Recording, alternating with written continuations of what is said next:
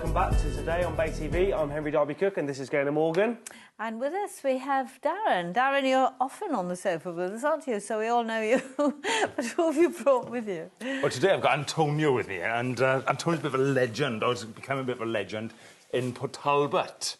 So I often talk about Neath, and this time I'm going to talk a bit about Talbot and what's going on down there. Talbot's a legend in itself, isn't it, Antonio? Yeah, well, it's got some legends living there, you know, and I just want to thank Bay TV for having me on here today, you know, straight out of Port Talbot. High five. I'll go first. High five. High five. Yeah, cool. Well, you've got the lingo, but you haven't quite got a Port Talbot name, have you? No, I haven't got Port Talbot because my father was Welsh and my mother's Italian, so I lived in Port Talbot. I love Port Talbot. I think it should be the capital of Wales, really. It's a very friendly place, I have to say. It is a friendly place. I mean, we got some real characters there. We got some talent, and that's why I'm here, really, just to tell you all about the talent. But it's really, Port Talbot is known for the steelworks. But you're on a mission, aren't you, to change the reputation of Port Talbot? Well, I think the steelworks is like, you know, our history. You know, we don't want to go away from steelworks. There's hard-working people in Port Talbot. They've worked hard there, and it's just like, you know, there's a new generation coming through. You've got a new ambition for Port Talbot. Yes. And what's that? To make it the capital of Wales. All right. You know, we want some big acts to come out of Wales. We want some big acts to come out of Port Talbot. Like, I started when I was very young. I come from a broken home and that, and, you know, it's not a sob story. It's just one of those things, you know, every sort of teenager probably be able to, you know... Yeah. You know, it's sort of, you know... It's not unusual now, it's not unusual. And we're into blended families and all the rest of it, so it's not a talking point. So I just started dancing because I wanted to be a part of something. So I used to take my lino uptown, put it out, dance. Your lino? It's like a piece of lino from the kitchen. They don't have lino no more, do they? They had it back in the 50s. They still got it in the top. They still got lino in the top. So yeah, anyway, I used to get the lino out and put it in the town centre and do some dancing, annoy all the people shopping. What age were you then? At 12, 13. That's extraordinary. Oh. It was really good. We've just been told, is that lino dancing? No, it's not. No, it's not lino dancing. It's street dancing. I couldn't pretend to have thought that of myself. Yeah. That was like our dance floor, see the lino. So, you know, we used to get moved along by the police, but the police used to join in sometimes. You know what I mean? No. Yes, there was a heavy police presence then because, you know, back in the day, you know. Yeah. There was more sort of jobs about. Yeah. You know, I mean, they're cutting back now, it's all cameras. But, you know, the police used to join in, it used to be great. You can dance in front of the camera. Yeah, we do now. On a serious level, you've got a lot of talent in your family, haven't you? Well, I think it's talent in all family. All children are talented. It's not, my kids are not super talented. They just, you know, I'm a single dad. They come to live with me, the three of them. I had nothing to offer them, really. You know what I mean? I had debt.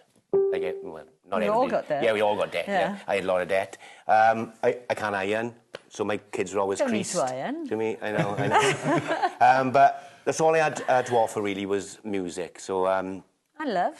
So I've got my children into music, you know, putting videos online, and one day I when things were really bad, I wrote a song from it's Hopeful, the song was, and I got my little boy into rapping, and before that, though, my oldest boy, Joseph, he wanted to do some singing because he used to play the piano in the church and he used to sing songs at church, and he had a really good voice, so I thought, we're going to push him forward, so I started doing videos for him, teaching him how to dance and that. He got no coordination, by the way. I don't think he ever rode a bike, but he's probably listening now, sorry, Joe, but he's a nice kid, and I said to my children, which was a bit bizarre when I was in Jersey Key, where we had nothing. We counting coppers in a jar to get bread on the shop. That's how bad it was, you know, and it's not a snob story. That's the truth. No one was supporting us. My family was, but they only can go so far, you know.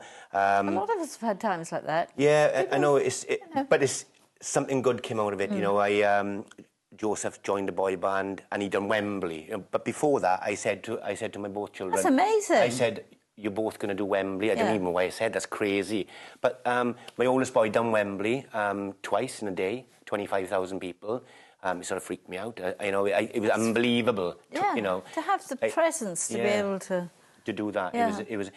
And then he helped my other little boy then, Leandre. You probably know him from Bars and Melody. He took him on tour with him, give him a bit of confidence, and then we put him on BGT. And when he went on BGT, obviously, you know what happened. Simon Cowell pressed the golden buzzer and, you know, our lives were changed then, you know, to a certain point. We went over to the Ellen show in America because they had 22 million views in a week.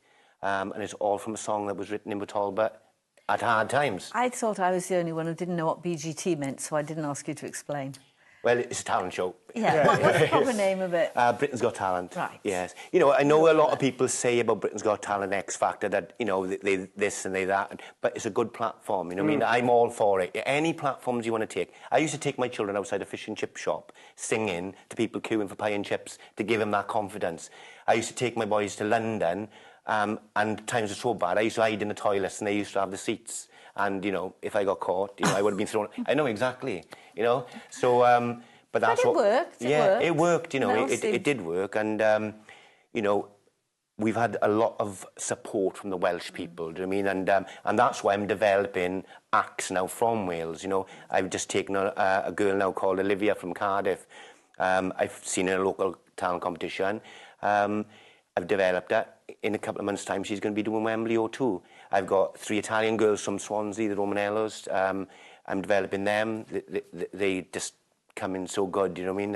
Is this all happening in Talbot? Yeah, all in Talbot. It's great to see, to be honest. The energy that's coming in at Talbot. Of course, it's a heavy industrial town, you know, and what it's telling a message to the children. Actually, you know, think out of the box. You know, you haven't got to work in heavy industry and you haven't got to manufacturing because it's just not there. But there are ways of getting up there. And of course, with modern technology, these days it's so easy, you know, to share a video and reach the whole world, you know. So this weekend, I think you may have a video that I went down and watched one of these videos being produced in Talbot.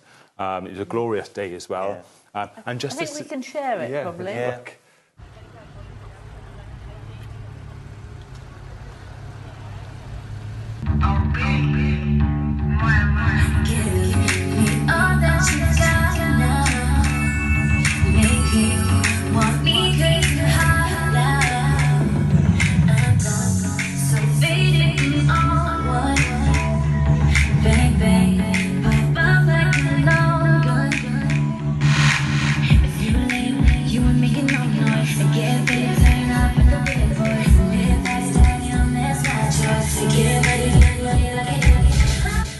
In Port Talbot, do you hire a room in a pub or what do you do? Well, because the people in Port Talbot are so supportive, you know, I'll just go to people, like, I done one video and we needed a coffin, so I went to Undertaker and said, look, I know it's unusual, but can I have a coffin?